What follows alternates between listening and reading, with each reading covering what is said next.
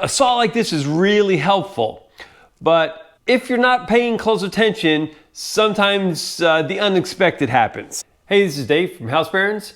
What we have here today is a pair of circular saws. This is the one that you're probably most familiar with. This is a 7¼ inch circular saw, full size. This is a 4½ inch mini circular saw or a compact circular saw, and this one's battery operated. The purpose of this video is to give you an idea, a bit of a heads up on just how powerful these tools are and what happens if you're only paying, say, 99% attention. If you watched any of our videos, you've probably seen my son on more than one. He's not a newbie to power tools. He has been working with us for more than 10 years, and he grew up around power tools. And he's done thousands of feet of flooring in houses, cut thousands of board feet. Well, the other day he was at his house, rehabbing his own house, and was using this mini circular saw, and he was cutting a piece of flooring. When this happened, it happened so quickly that my son didn't even really know what happened. And so we've tried to reenact it, but this board, the board he was working on had a cutout like this, and saws like this are really good for small areas like that. And he had to finish cutting it, and he made a couple mistakes. One, he was holding the board with his hand really close to the saw. The saw was right here. And so, again, he wasn't thinking there was going to be a problem, and there was. And so that was his first mistake. Another mistake is, and this is something when you get really comfortable with your tools, this guard is here for a reason, so that when you cut the wood, it goes back like that. And again, protects. It's a piece of protection. Sometimes you take a shortcut and you hold the guard like this so you can cut. And that was another mistake. Again, getting too comfortable with the tool. And then finally, I think what was going on was that he already had the saw in this area, but one of the teeth was, rather than being in an empty spot, was right next to the wood itself, like that. And so it was already hooked onto the wood, and you should never start a circular saw where it's touching the wood.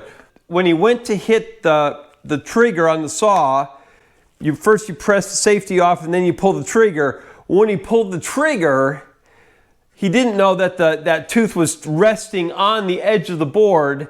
He was holding it back here, and the saw just jumped onto the wood and across it, pulling his hand towards the blade, and the blade went across his finger.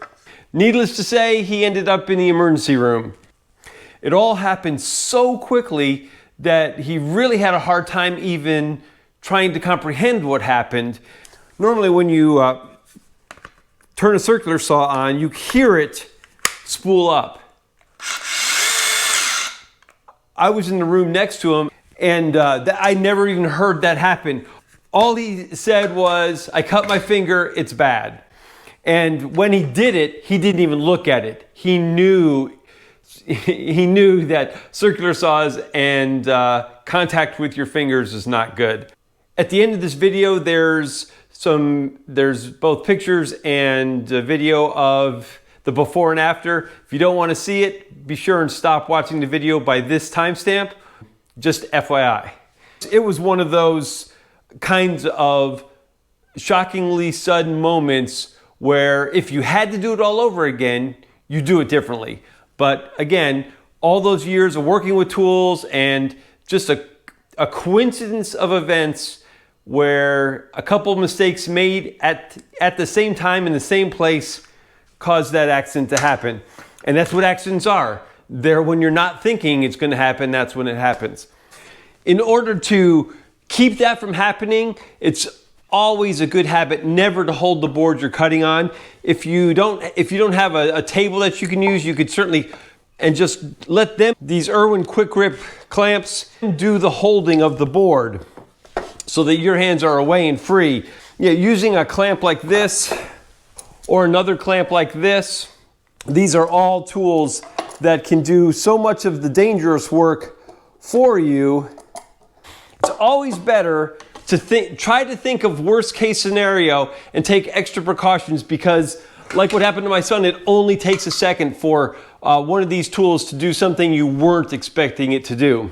We're really big fans of DIY, but when you do things yourself, even if you're a professional, even if you've been doing it for decades, it's always good to remind yourself of what could go wrong.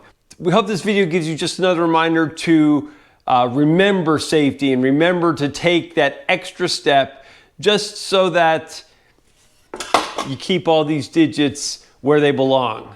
Hope this video helps. If you got anything out of it, give us a thumbs up. We appreciate it. Thanks a lot for watching. Stay safe, and we'll see you in the next video. When he got to the hospital, they told the nurse that it was a circular saw accident, and she was surprised that his finger was still attached. Apparently at the hospital, when they hear circular saw, it means a severing of a finger, not like what happened to my son, which he got really lucky.